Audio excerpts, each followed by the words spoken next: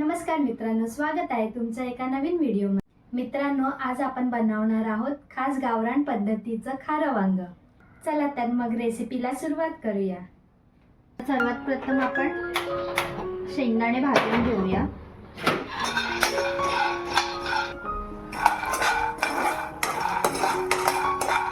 शेंगदाणे भाजून झाले आहेत, ते आता थंड करायला ठेवूया पहिला।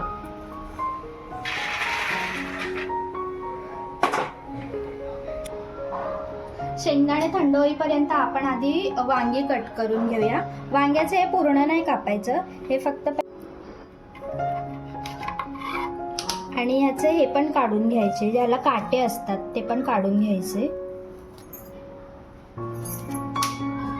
आणि ह्याला आता आपण मधून कट करूया। असं कट करायचं आणि चेक करायचं कुठे किडलेली नाही आहेत ना वांगी।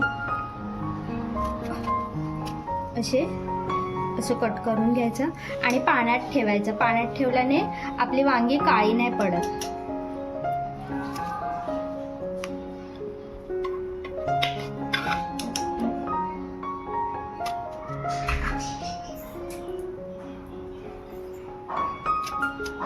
अशा प्रकारे आपण सगळी वांगी अशी कापून घेऊया।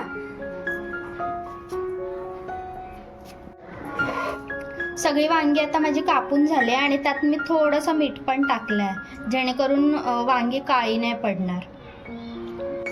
शेंगदाणे आता थंड झालेत। वाटण्यासाठी मी लसूण घेतलेत 5-6 पाकळ्या आणि हिरव्या मिरच्या 3 आणि आता वाटून घेऊया आपण।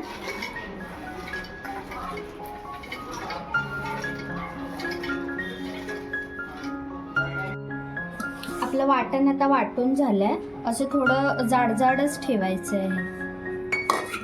आता वाटून झालंय, ते आपण आता वेगळं करूया। एका ठिकाणी प्लेटमध्ये घेऊया।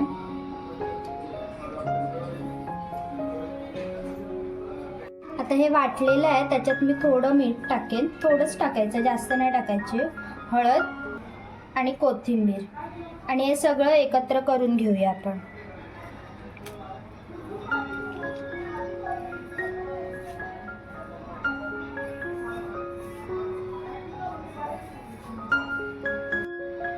वाटण थोडं सुक्क आहे म्हणून एकदम थोडंसं पाणी हे करून घ्यायचं आहे, जेणेकरून वांग्याला हा पूर्ण मसाला लागेल।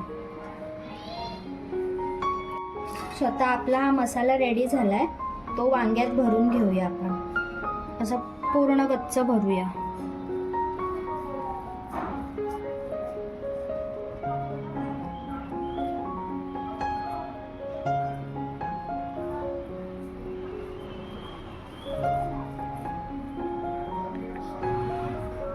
असं गच्च भरून घेऊया आणि असं प्रेस करूया, जेणेकरून मसाला त्यातच राहील सगळा।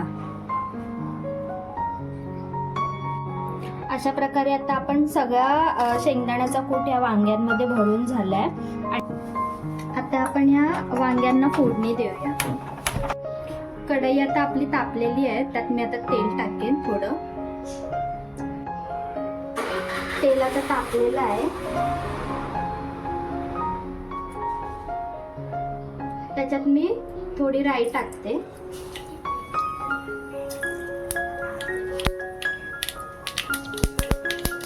राई जिरं टाकलं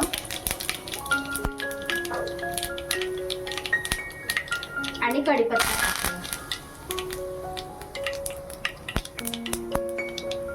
ह्यात मी आता वांगी फ्राय करून घेणार।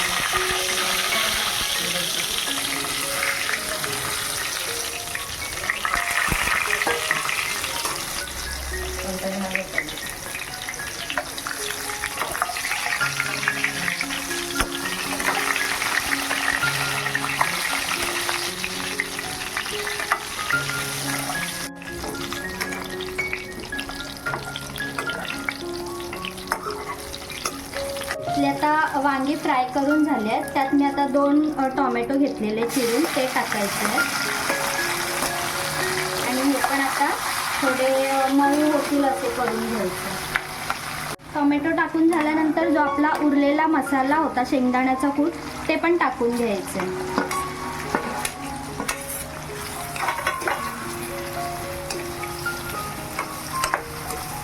आणि याला सगळं एकत्र करून झाकून ठेवूया.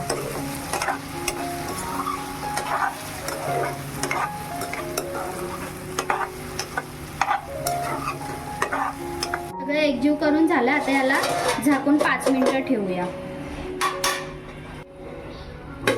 5 मिनिटं झालेली आहेत आणि आपल्या आता हा मसाला पण शिजलेला आहे. वांगी पण बऱ्यापैकी शिजलेली आहे.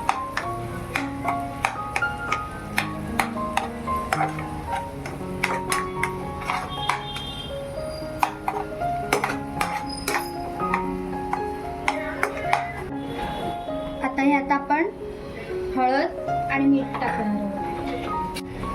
हे मीठ टाकूयात.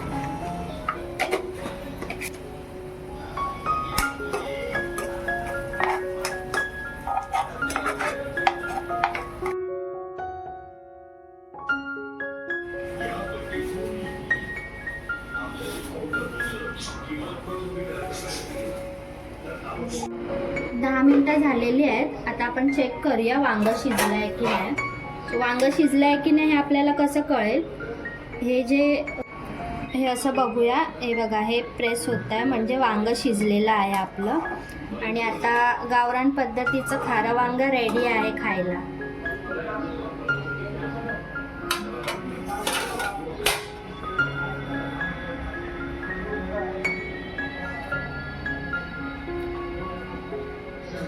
आणि याच्यात कोथिंबीर टाकूया आपण गार्निशिंगसाठी.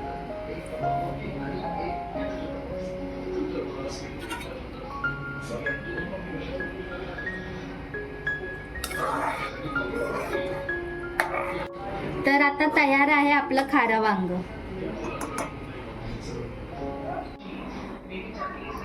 अशा प्रकारे रेडी आहे आपलं खारं वांग.